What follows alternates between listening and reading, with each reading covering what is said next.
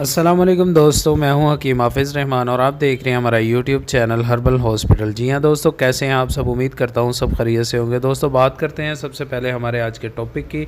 जैसा कि आपकी स्क्रीन पर भी आ रहा है, हमारा आज का टॉपिक है जी सफ़ूफ़ रेग माही के फ़वाइद। जी हाँ दोस्तों, आज की वीडियो में हम बताएंगे सफ़ूफ़ रेग माही को आप तैयार कैसे कर सकते हैं और इसको इस्तेमाल कैसे कर सकते हैं। सबसे पहले इसके चंद फ़वाइद आपके साथ शेयर कर दूँ। दोस्तों, अगर आपको मर्दाना कमज़ोरी का मसला है, किसी भी हवाले से मर्दाना कमज़ोरी का मसला है या फिर हम बिस्तरी करने का दिल नहीं करता है, तो आप ये जो हमारा आज का नुस्खा टोटका आपके साथ शेयर करेंगे, इसको एक दफ़ा लाजमी आज़मा लें। इंशाल्लाह रोज़ाना हम बिस्तरी करने पर मजबूर कर देने वाला नुस्खा है।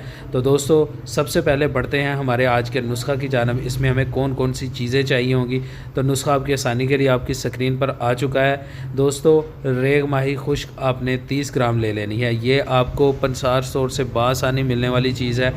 ये आप पंसार स्टोर से ले आएँ, आपका नुस्खा मुकम्मल हो जाएगा और इसमें कोई चीज़ इस्तेमाल नहीं करनी। तो बात करते हैं इसको तैयार कैसे करेंगे। तो दोस्तों, नुस्खा बनाने की तरकीब आपकी स्क्रीन पर है। करना आपने ये है कि रेग माही को आपने अच्छे से किसी हवन दस्ता में या ग्राइंडर मशीन में डालकर इसको पीस कर पाउडर कर लेना है। जितना इसको आप बारीक करेंगे उतनी ही ज़बरदस्त चीज़ तैयार होगी। ठीक है जी।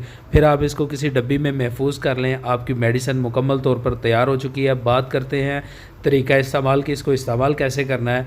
तो दोस्तों, ये जो आपने रेग माही का सफ़ूफ बनाया है, इसको आपने हाफ़ बॉयल अंडे पर नमक की तरह छिड़क कर इस्तेमाल करना है। जिस तरह आप नमक जो है ना अंडे के ऊपर छिड़क के खाते हैं, इसी तरह आपने हाफ़ बॉयल अंडे के ऊपर इसका सफ़ूफ डालकर इस्तेमाल करना है। दिन में सिर्फ एक दफ़ा इस्तेमाल करना है और बाद में 1 पाव नीम गर्म दूध आपने ज़रूर पीना है। ठीक है जी।